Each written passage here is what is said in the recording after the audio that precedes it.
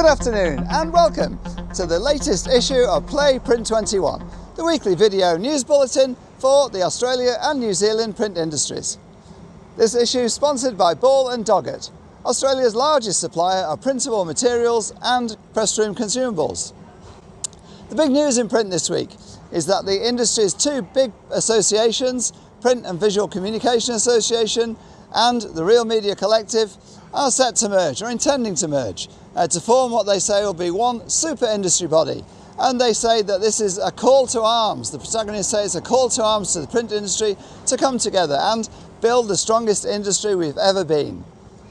The intended merger will bring these two largest industry associations representing paper, print, mail and packaging and publishing sectors together for the first time. The merger, which will be widely welcomed across the industry, is the result of discussions that have been taking place for the best part of 2 years. Kelly Northwood will become CEO of the merged association, with current PVCA President Peter Clark becoming President of the new association, and IVE CEO and TRMC's Chair Matt Aitken also taking the role as Vice President. A new board will be formed with equal representation of board officers from each of the existing two boards. The merged association will have approaching 1,000 members across virtually all sectors of the industry. Details such as the location and head office have yet to be worked out, as is the name of what will be by far the biggest association in the industry.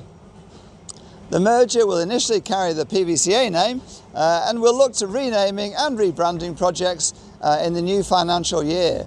The intention is for the merged association to present itself to the industry at PACprint, end of June in Melbourne there, which will also be a time of consultation and feedback.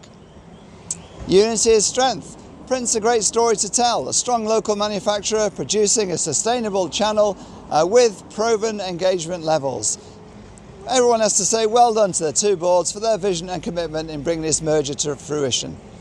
In other news, leading New Zealand Australia business Billboard Media has just made one of its biggest ever investments in installing 3 new EFI Vutec Q5R wide format roll-to-roll print systems. First time it's installed EFI. The 3 new printers will be used for banners, billboards, construction wraps, self-adhesive vinyls, retail print and more products. They each print 670 square metres an hour, delivering an additional 2,000 square metres an hour of print between them for the company. PACprint is firmly in focus, only 10 weeks away. Curry Group will take the largest stand there and will show a host of new technologies and will also unveil its new corporate look to the Australia and New Zealand print markets. The new look, the company says, and feel at PACprint aims to reflect the transformation within the company, which says the stand will be quite a visual departure from what's gone on before. That's due to its fresh branding and also a more solutions-based approach. The company will be running live demonstrations on a selection of technologies within specially designed engagement spaces.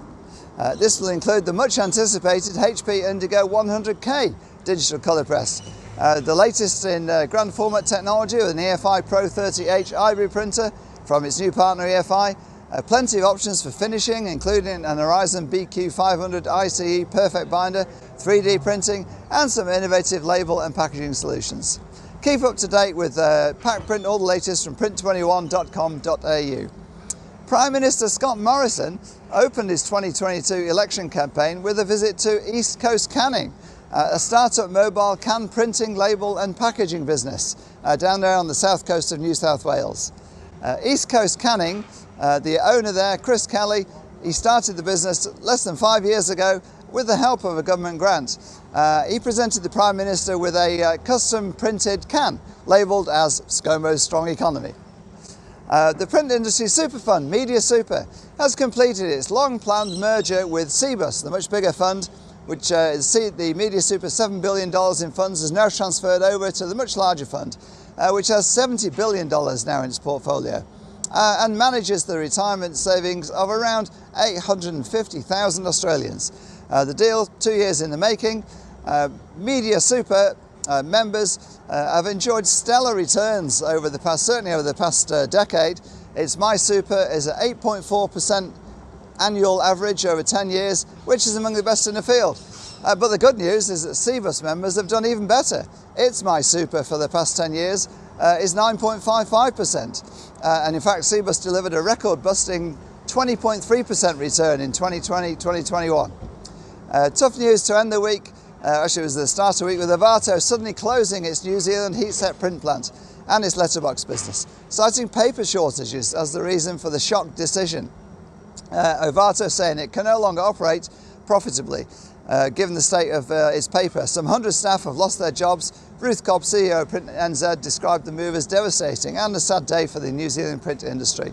Ovato says it's been facing dramatic paper price increases, like everyone, on its imported stock, which is most of its stock, allied with an inability to source paper over the short and medium term. It was going to run out in May, due to the global conditions which we're all aware of, and which they say are particularly pronounced in New Zealand. James Hannon, CEO of Ovato, said, due to supply issues, Ovato NZ was forecast to run critically low of paper in May.